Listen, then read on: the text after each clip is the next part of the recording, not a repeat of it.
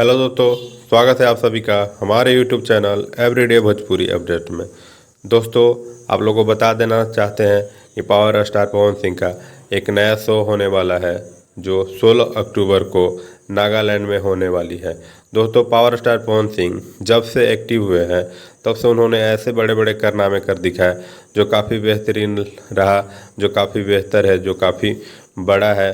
दोस्तों, power star Pawan Singh जब से एक्टिव हुए हैं उन्होंने कई ऐसे शो, कई ऐसे सॉन्ग दिए जो भोजपुरी के लिए बहुत ही बड़े लेवल का रहा, जो काफ़ी बेहतरीन रहा, काफ़ी रिकॉर्ड रहा।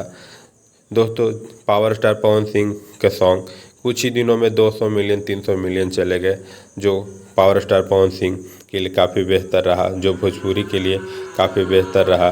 दोस्तों, पावर स्टार पवन सिंह जल्द ही एक शो करने वाले हैं जो नागालैंड में होने वाला है 16 अक्टूबर को। उसका बुकिंग भी ऑनलाइन होना स्टार्ट हो गया है। जाइए और अपना बुक कीजिए सीट और एंजॉय कीजिए शो को।